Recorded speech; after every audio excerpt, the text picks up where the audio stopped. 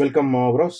ఒక సినిమాని multiple times చూసినప్పుడు మనం జడ్జ్మెంట్ మిస్ అవుతుందండి. So generally let others watch అనేది ఉంటుంది. ఎందుకురా ఇలా మాట్లాడుతున్నావు అంటే లాగ్ అండి, పిచ్చ లాగ్ ఉందండి సినిమా.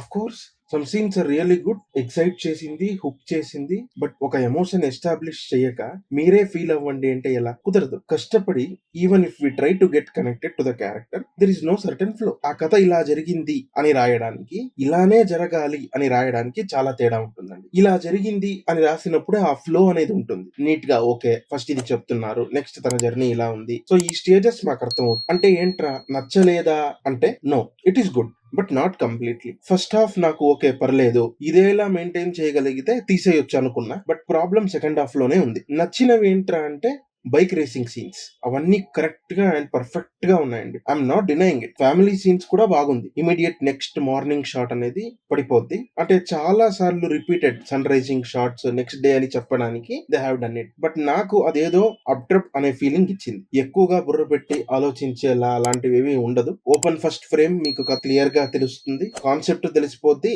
అండ్ ఓవరాల్ గా ఒకటే కాన్సెప్ట్, ఏదో ఒక రీజన్ వల్ల హీరో రేసింగ్ వదిలేసి తన ఫ్యామిలీతో ఉంటాడు. మళ్ళీ ఒక సిచ్యుయేషన్ క్రియేట్ అవుతుంది, సో దట్ మళ్ళీ తను రేసింగ్ కి రీ ఎంట్రీ ఇవ్వడం అనేది, అండ్ గెలిచాక ఇచ్చాడా లేదా అనేదే కోర్ కాన్సెప్ట్. దాన్ని ఎలా ఎంగేజింగ్ గా తీయాలి అనేది point, in which they are successful partially అనే చెప్పొచ్చు. ఒక విషయం చెప్దాం అనుకుంటున్నా, ఇది సినిమా చూసాక మాకైన ఎక్స్పీరియన్స్ మాత్రమే, దాన్నే షేర్ చేస్తున్నామే తప్ప ఇదే సినిమా అని చెప్పట్లేదు. అండ్ దెన్ మళ్ళీ అలాగే ఇంకో మాకైన సినిమా ఎక్స్పీరియన్స్ తో మిమ్మల్ని కలుస్తామా.